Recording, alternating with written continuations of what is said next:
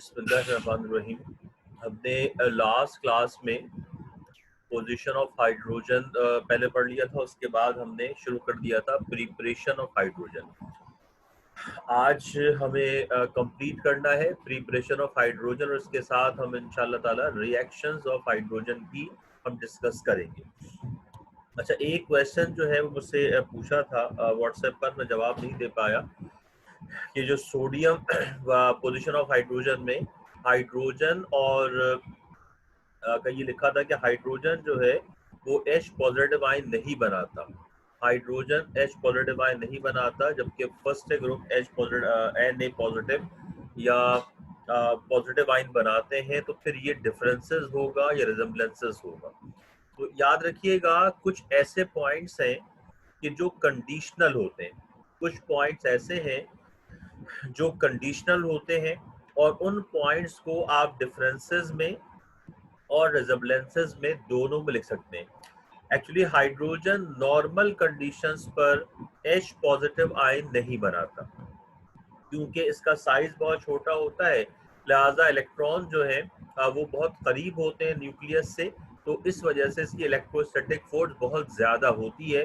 तो normal condition पर ये अपना इलेक्ट्रॉन लूज नहीं करता। लेकिन जब हाइड्रोजन 1A ग्रुप के साथ 1A ग्रुप के साथ होता है तो 1A ग्रुप के साथ जो है वो अपना एक इलेक्ट्रॉन जो है वो 1A ग्रुप से ले लेता है, लेकिन जब 7th ग्रुप के साथ होता है तो अपना एक इलेक्ट्रॉन ये 7th ग्रुप को दे देता है।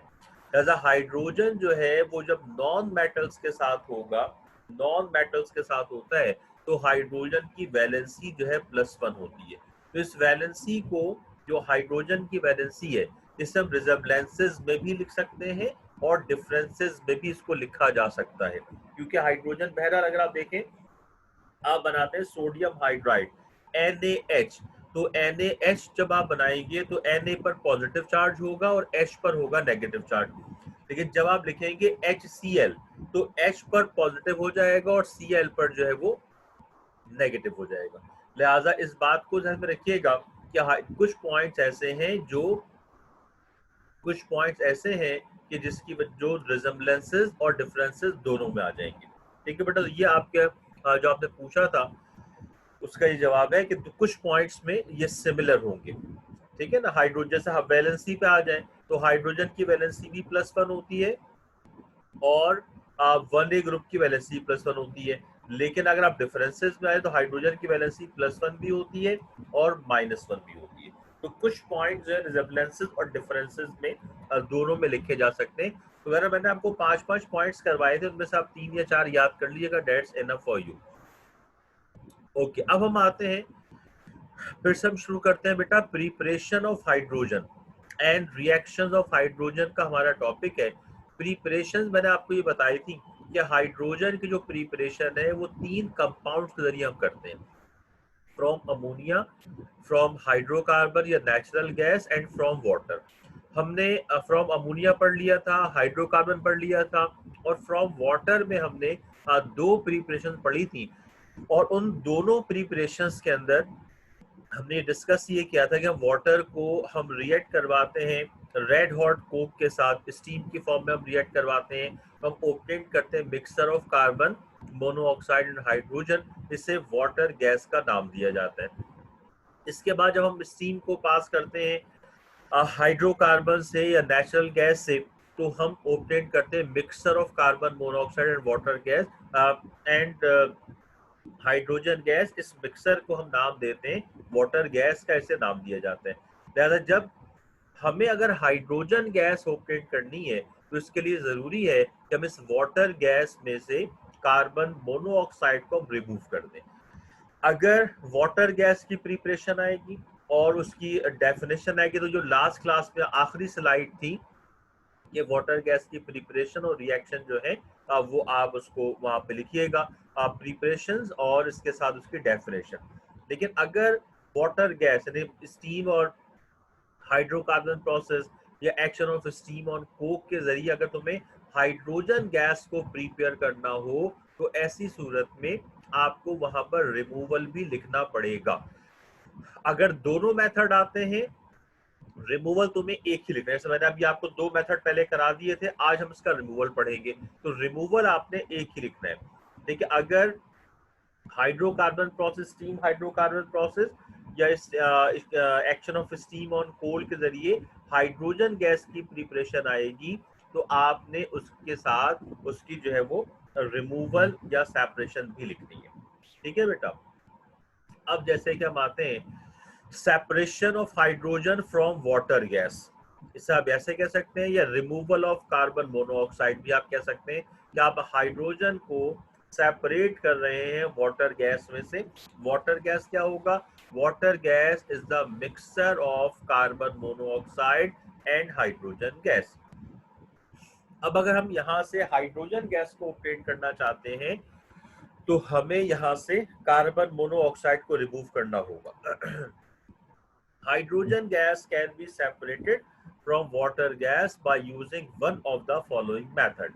दो मेथड है। पहला मेथड है by converting carbon monoxide into carbon dioxide, कि हम कार्बन मोनोऑक्साइड को कन्वर्ट कर दें कार्बन डाइऑक्साइड।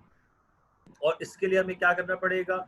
इसके लिए हमें मजीद स्टीम के साथ इस वाटर गैस को रिएक्ट करवाना पड़ेगा, क्योंकि कार्बन मोनोऑक्साइड का फॉर्मूला होता है CO, कार्बन डाइऑक्साइड का फॉर्मूला होता है CO2।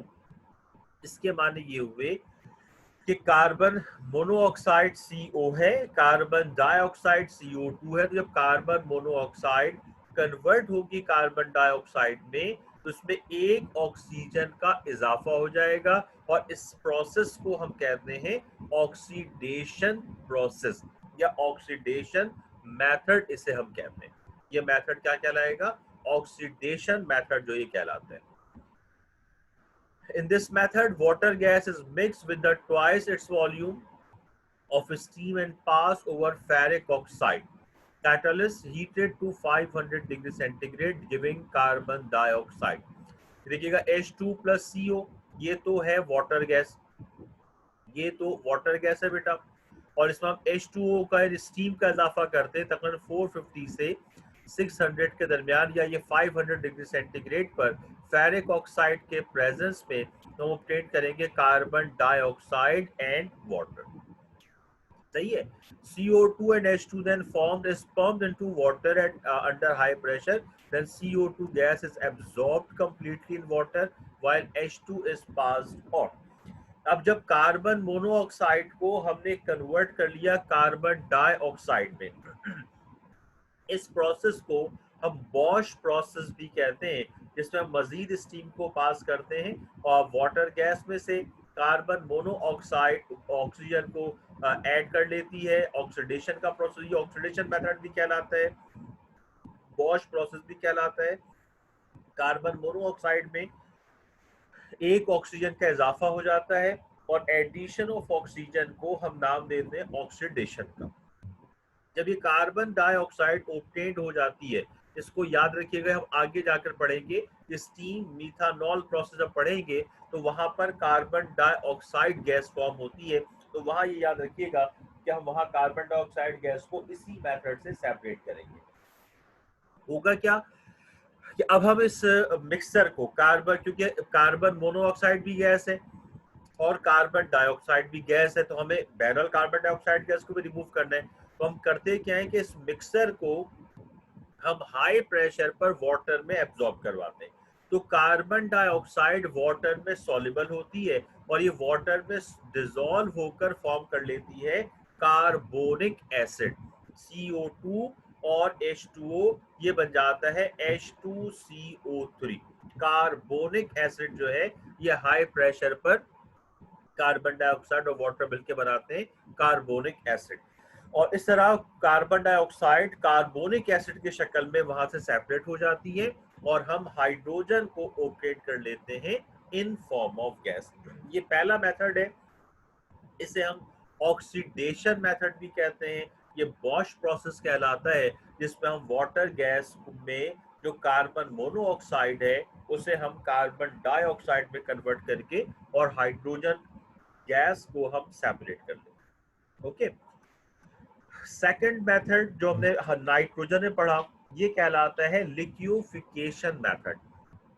इस मेथड में क्या होगा, लिक्विफिकेशन मेथड में क्या होगा बेटा, कि लिक्विफिकेशन मेथड में कि आप किसी भी गैस को का टेम्परेचर इतना रिड्यूस करते हैं, इतना लो करेंगे कि उस टेम्परेचर पर वो गैस लिक्विड फॉर्म में कन्वर्ट हो जाए। और जो गैस का लिक्विड फॉर्म में जिस टेम्परेचर पर गैस कन्वर्ट होती है उससे हम नाम देते हैं गैस के बॉइलिंग पॉइंट को। और ये ऑब्वियसली माइनस में होगा, बिकॉज ऑफ टेम्परेचर कम करते हैं तो गैस के मॉलिक्यूल्स की जो एनर्जी है वो कम हो जाती है। जब एनर्जी कम होती है तो मॉलिक्यूल्स एक दूसरे से क्लोजर होना शुरू हो जाते हैं, और एक ऐसा टेम्परेचर आता है कि मॉलिक्यूल्स इतने क्लोजर हो जाते हैं कि वो गैसियस फॉर्म से कन्वर्ट हो जाते हैं लिक्विड स्टेट में। या आपको हमने चैप्टर नंबर 2 में फर्स्ट में आपकी बात समझाई थी। और इस तरह का उसका टेम्परेचर आप मजीद कम करेंगे तो वो जो लिक्विड है वो कन्वर्ट किस में हो जाएगा, वो सॉलिड के अंदर कन्वर्ट हो जाएगा। टेम्परेचर बढ़ाएंगे तो सॉलिड से लिक्विड और लिक्विड से हम गैस हासिल करते हैं। जैसे कार्बन मोनोऑक्साइड का जो बॉइलिंग पॉइंट होता है या लिक्विफिकेशन पॉइंट होता है वो होता है -200 डिग्री सेंटीग्रेड। लेकिन इस प्रोसेस में याद रखिएगा, अगर आप दो गैसेस को लिक्विफिकेशन मेथड से सेपरेट कर रहे हैं तो ये जरूरी है चेक करना कि आप जिस गैस को सेपरेट करना चाहते हैं उसका अपना बॉइलिंग पॉइंट क्या है। जैसे फर्ज कर लें कि नाइट्रोजन और कार्बन मोनोऑक्साइड एक साथ जमा है। एक मैं आपको एक ऐसी रफ एग्जांपल दे रहा हूँ, नाइट्रोजन और कार्बन मोनोऑक्साइड एक साथ हैं और आप नाइट्रोजन को गैस की फॉर्म में अलग करना चाह रहे हैं, तो अगर आप उसको लिक्विफाइड करेंगे तो कार्बन मोनोऑक्साइड का जो लिक्विफिकेशन पॉइंट या बॉइलिंग पॉइंट है वो -200 डिग्री सेंटीग्रेड है।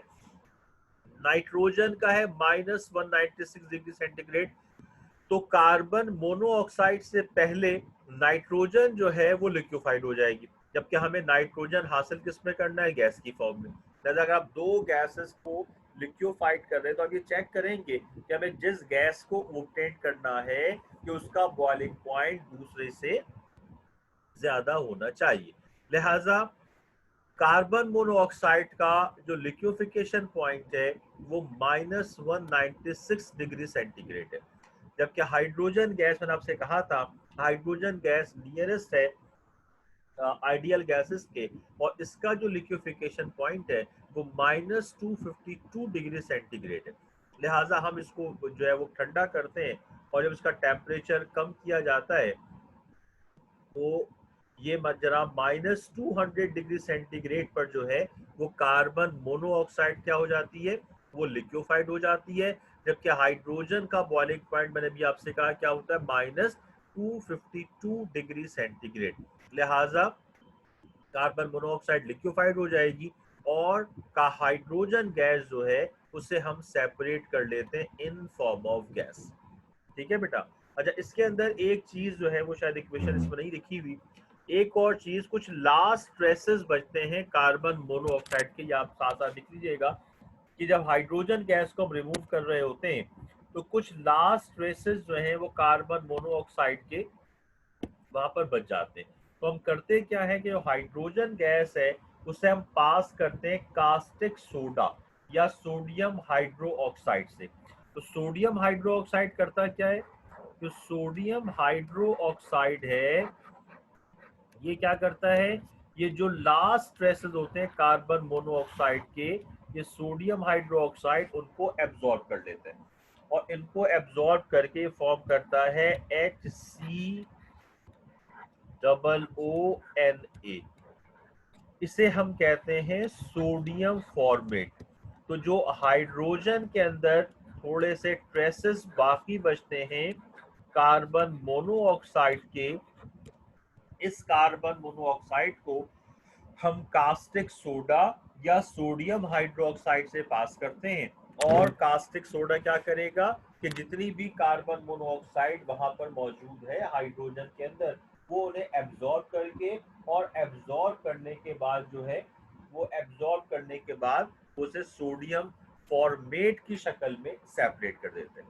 वो सोडियम फॉर्मेट की शक्ल में उसे सेपरेट कर देता है और हाइड्रोजन जो है हमें प्योरेस्ट फॉर्म में ऑब्टेन हम कर लेते हैं।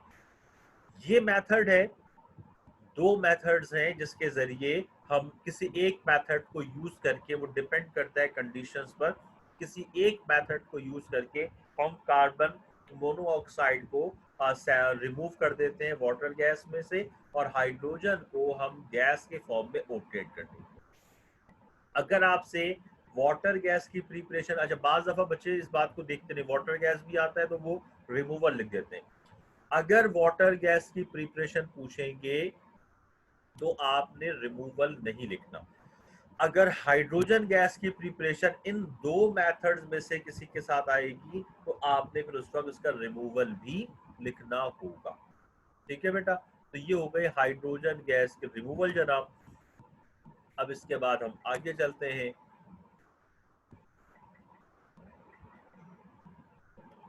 ये देखिए ये क्वेश्चन आ गया कि CO और H2 -200 डिग्री सेंटीग्रेड पर कार्बन मोनोऑक्साइड क्या हो जाएगी बेटा, लिक्विड, और हाइड्रोजन जो क्या हो जाएगी, गैस के फॉर्म में आ जाएगी।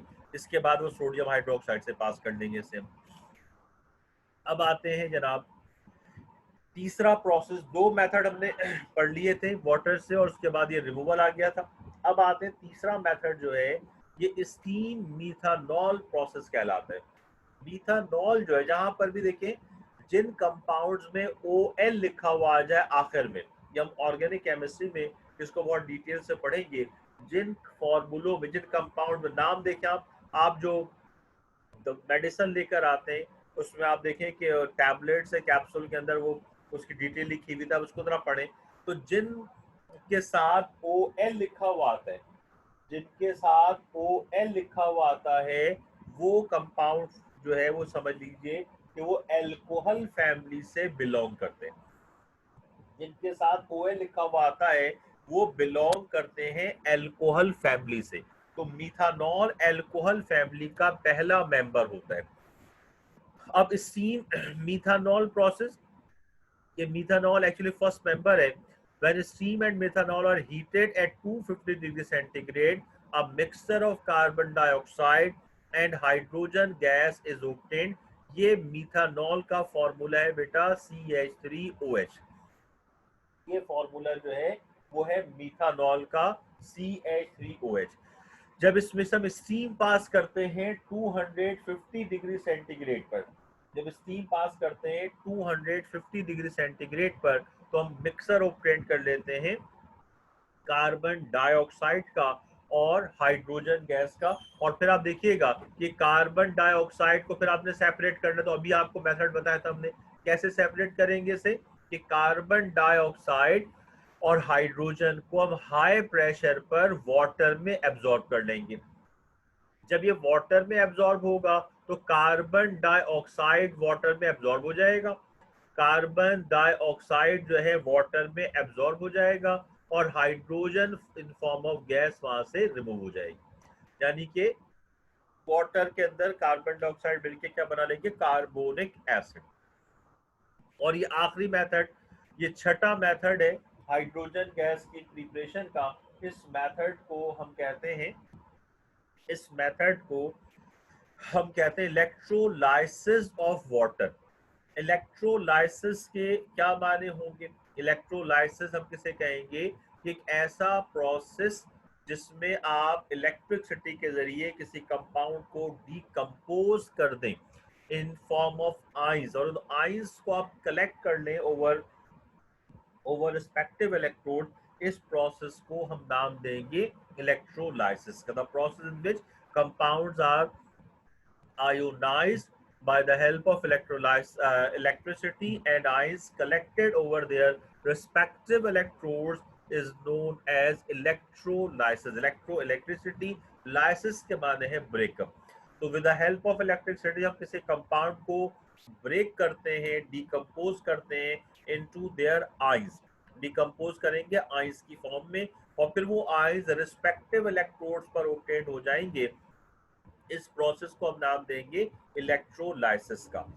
इलेक्ट्रोलाइसिस को जिस कंटेनर में, ये इलेक्ट्रोलाइसिस बहुत अच्छी तरह समझिएगा बेटा, बहुत अच्छी तरह समझिएगा कि अगले जो चैप्टर्स हम पढ़ेंगे, चैप्टर 3 और चैप्टर नंबर 4 और चैप्टर नंबर 5, इसमें जितने भी कंपाउंड्स की प्रिपरेशन होंगी वो मेनली जो कंपाउंड्स हैं वो इलेक्ट्रोलाइसिस से ऑब्टेन होंगे। तो इस मेथड को अच्छी तरह समझिएगा।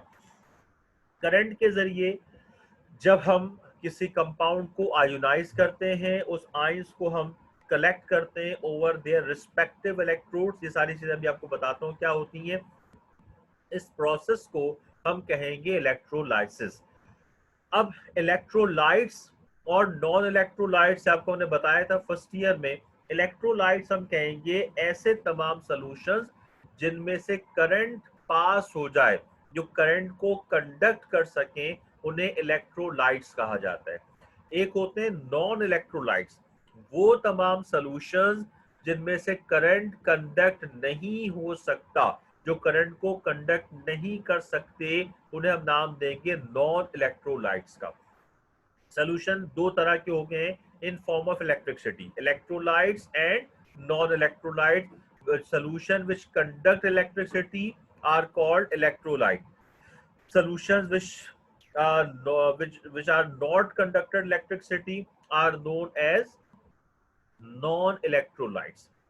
याद रखना, अच्छी तरह से याद रखना, जो प्योर वाटर होता है, जो प्योर वाटर होता है वो नॉन इलेक्ट्रोलाइट होता है। जो प्योर वाटर होता है वो नॉन इलेक्ट्रोलाइट होता है। प्योर वाटर में से, डिस्टिल्ड वाटर में से करंट पास नहीं होता। लेकिन जब आप वाटर में इम्प्योरिटीज को शामिल कर देते हैं, आप उसमें थोड़ा सा एसिड डाल दें या बेस डाल दें या सॉल्ट डाल दें, तो उस इम्प्योर वाटर में या कोई मिनरल्स ऐड कर दें तो इम्प्योर वाटर में से इलेक्ट्रिक करंट पास हो जाता है। Pure water is the non electrolyte, इसको ध्यान में रखिएगा। अब एक होता है डिस्टिल्ड वाटर, और आप जो बाहर से पानी यूज करते हैं इसको आप मिनरल वाटर कहते हैं।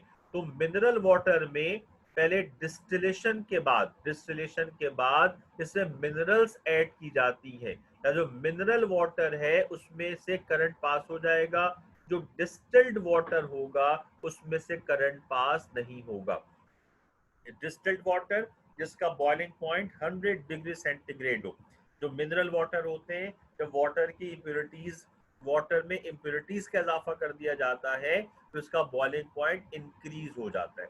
लिक्विड में जब इम्प्योरिटीज का इजाफा करेंगे तो बॉइलिंग पॉइंट इंक्रीज हो जाएगा, और जब सॉलिड में इम्प्योरिटीज का इजाफा करेंगे तो उसका मेल्टिंग पॉइंट रिड्यूस हो जाता है। एक बड़ी इंपॉर्टेंट और आपको बात बताऊं कि आप जब अपना फ्रीजर और फ्रिज आप जब साफ कर रहे होते हैं, फ्रीजर स्पेशली आप साफ करते हैं, रेफ्रिजरेटर हो या वो डीप फ्रीजर हो, तो अभी बकरीद में सब लोगों ने किया होगा।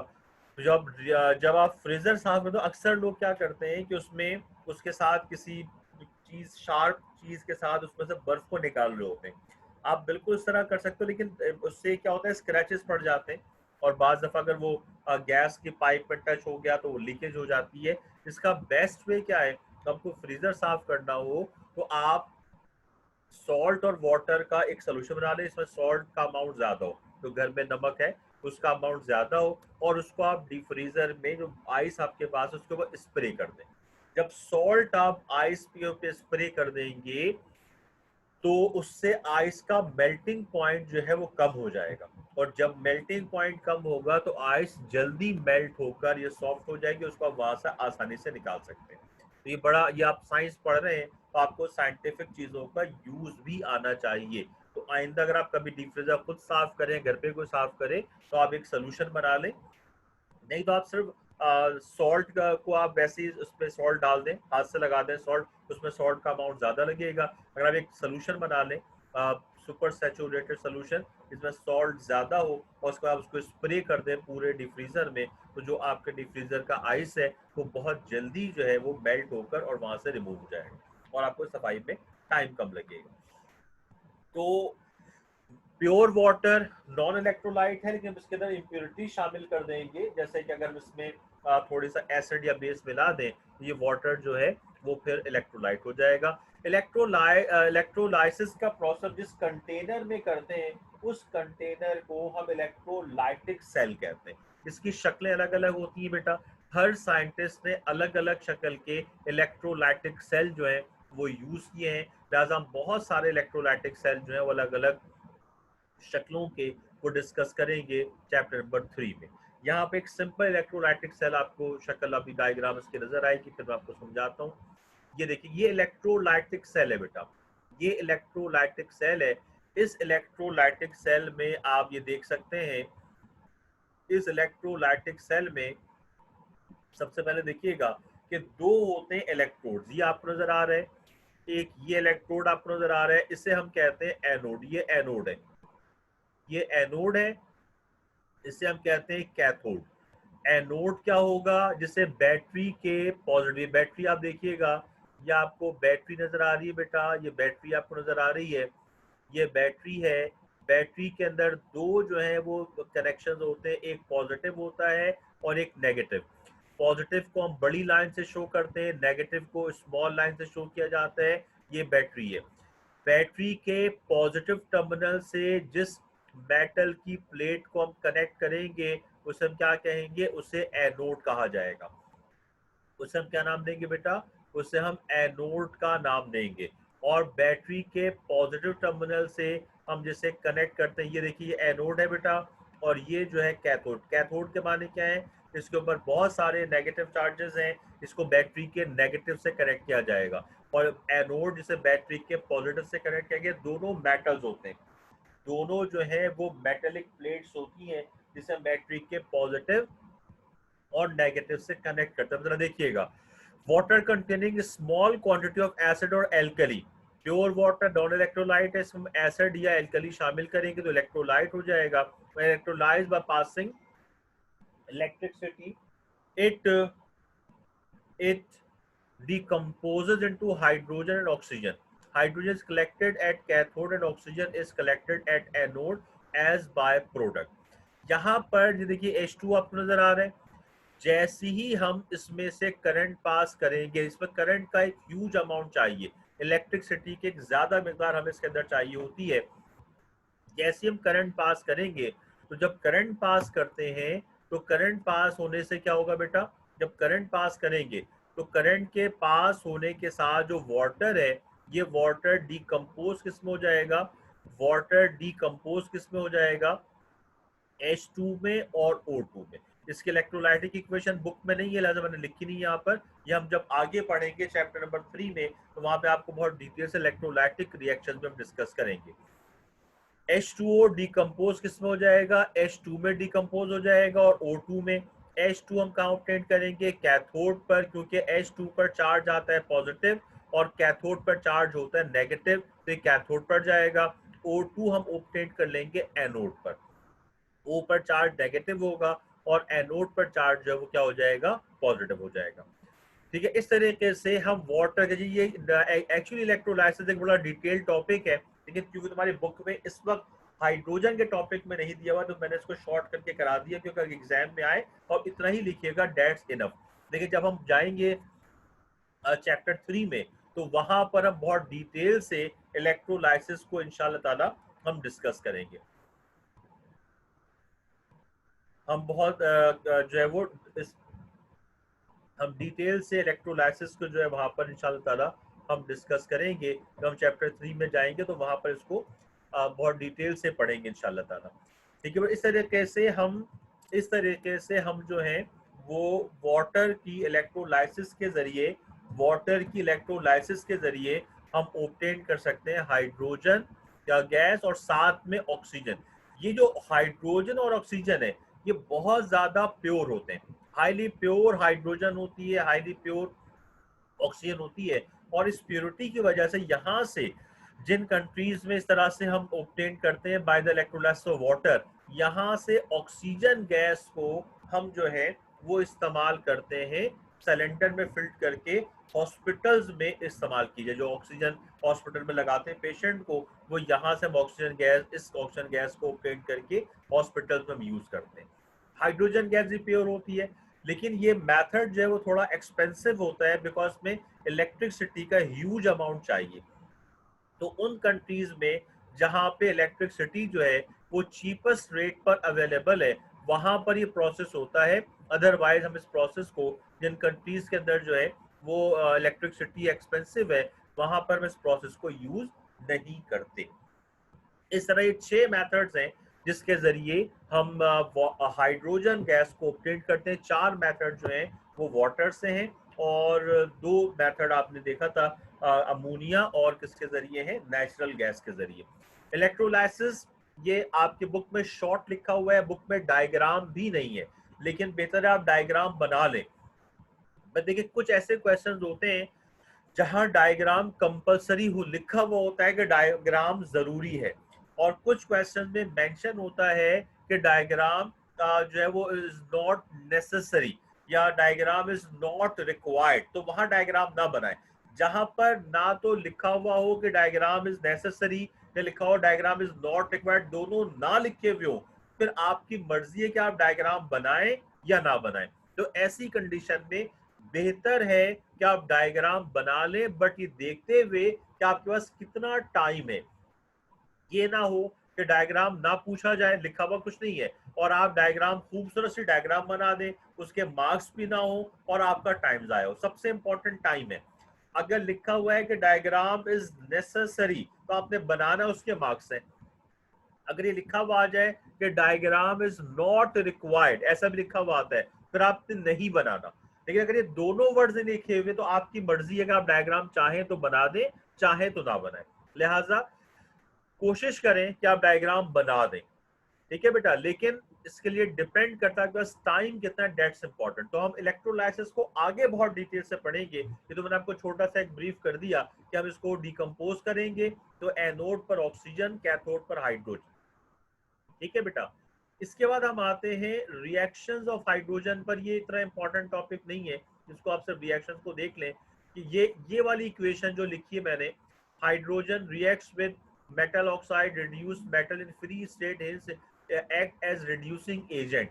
ये WO3 टंगस्टन ऑक्साइड कहलाता है, WO3 plus H2, W plus H2O। जो इक्वेशंस आती है ना, इनकम्प्लीट इक्वेशंस जो आती हैं, उसमें ये वाली इक्वेशन पूछी जा चुकी है। ये आपके एक्सरसाइज में भी है बुक के। तो WO3 plus H2, W plus H2O, ये रिएक्ट कर रहा है किसके साथ, मेटल ऑक्साइड के साथ, और वहां से ये क्या कर रहा है कि फ्री स्टेट में मेटल को रिमूव कर रहा है। लिहाजा ये कहलाएगा रिड्यूसिंग एजेंट, यानी कि मेटल को रिड्यूस कर रहा है। इसमें से आप देखें यहाँ पर अगर आप नोट करें, तो यहाँ पर क्लोरीन के पास जो अगर आप देखें, तो यहाँ क्लोरीन के पास जो है वो चार्ज क्या है बेटा, यहाँ पर चार्ज इसके पास है +1 और यहाँ पर -1, और ये क्या हो गया, 0। इसके माने क्या हुए कि क्लोरीन ने के पास एक इलेक्ट्रॉन कम था, जब रिएक्शन हुआ तो एक इलेक्ट्रॉन ऑब्टेन कर लिया। ये एक इलेक्ट्रॉन हाइड्रोजन की वजह से आया, तो हाइड्रोजन क्या कहलाएगा, रिड्यूसिंग एजेंट कहलाएगा। ये सारे रिड्यूसिंग एजेंट की एग्जांपल है। फिर कैटालाइटिक रिएक्शंस हैं। इसमें क्या है कि हाइड्रोजन को, ये देखिएगा, ये मोस्ट इंपॉर्टेंट इक्वेशन है बेटा, ये कई दफा इम्तिहान में आ चुकी है। ये चैप्टर नंबर 9 में है, मैंने इसको हाइड्रोजन के साथ करवा दी। जब हम ये बहुत इंपॉर्टेंट है, कई दफा इम्तिहान में ये ऑर्गेनिक केमिस्ट्री के अंदर इक्वेशन आती है। जब हम हाइड्रोजन को कार्बन मोनोऑक्साइड के साथ रिएक्ट करवाएंगे, यहां तक इक्वेशन इनकम्प्लीट आएगी, आगे कंप्लीट करनी होती है, और ये बहुत दफा इम्तिहान में आई है। जब हम हाइड्रोजन को कार्बन मोनोऑक्साइड के साथ रिएक्ट करवाएंगे जिंक ऑक्साइड और क्रोमियम ऑक्साइड के प्रेजेंस में 450 डिग्री सेंटीग्रेड पर और 200 एटमॉस्फेरिक प्रेशर पर, तो हम CH3OH यानी मीथानॉल हम हासिल करेंगे। जब हाइड्रोजन को कार्बन मोनोऑक्साइड के साथ हम रिएक्ट करवाते हैं 450 डिग्री सेंटीग्रेड, 200 एटमॉस्फेरिक प्रेशर पर जिंक ऑक्साइड और क्रोमियम ऑक्साइड के साथ, तो हम ऑब्टेन करते हैं मीथानॉल। ये मीथानॉल की जो है ये प्रिपरेशन है, ये बहुत बहुत इंपॉर्टेंट है बेटा, ये बहुत इंपॉर्टेंट है, ठीक है बेटा। तो हम ऑब्टेन क्या करेंगे, हम मीथानॉल जो है वो हम ऑब्टेन करेंगे। ये 2 इक्वेशन में, एक ये वाली इक्वेशन है बेटा, एक पहली वाली इक्वेशन, ये इम्तिहान में आ चुकी है। और ये तो अक्सर जो है वो चैप्टर नंबर 9 में हम इसको पढ़ेंगे, जब मीथानॉल डिस्कस करेंगे एल्कोहल फैमिली में। तो ये एल्कोहल की प्रिपरेशन है कि कार्बन मोनोऑक्साइड को जब हाइड्रोजन के साथ हम रिएक्ट करवाते हैं, हाइड्रोजन के साथ हम रिएक्ट करवाते हैं तो हम ऑब्टेन कर लेते हैं मीथानॉल। कंडीशन आप याद रखिएगा, zinc oxide chromium oxide catalyst है, टेम्परेचर 450 डिग्री सेंटीग्रेड और प्रेशर होगा 200 एटमॉस्फेरिक प्रेशर। ये हमारा आज का टॉपिक कंप्लीट हो गया। अगला टॉपिक आपने देखा एटॉमिक हाइड्रोजन का, लेकिन वो हम कल इंशाल्लाह डिस्कस करेंगे। तो हमारा आज का टॉपिक कंप्लीट हो गया। एटॉमिक हाइड्रोजन के बाद हमें आइसोटोप्स पढ़ना है, और आइसोटोप्स के बाद हम पढ़ेंगे हाइड्राइड्स, जो कि इसका लास्ट टॉपिक होगा। तो मैंने आपसे कहा था कि हम 15 अगस्त तक इंशाल्लाह ताला चैप्टर 2 कंप्लीट कर लेंगे। मैं फिर कह रहा हूँ कि देखिए हम अपनी क्लासेस प्रॉपर कर रहे हैं बेटा, लिहाजा आप कोशिश करें कि आप भी अपनी स्टडीज करते रहें, ताकि आपकी क्लासेस जो हैं वो प्रॉपर तरीके से चल रही हैं। आप जब तक याद नहीं करेंगे उस वक्त तक आपको प्रॉब्लम रहेगी। आज हम अपनी क्लास यहीं तक वाइंड अप करते हैं। कल हम इंशाल्लाह ताला एटॉमिक हाइड्रोजन जो है वो डिस्कस करें।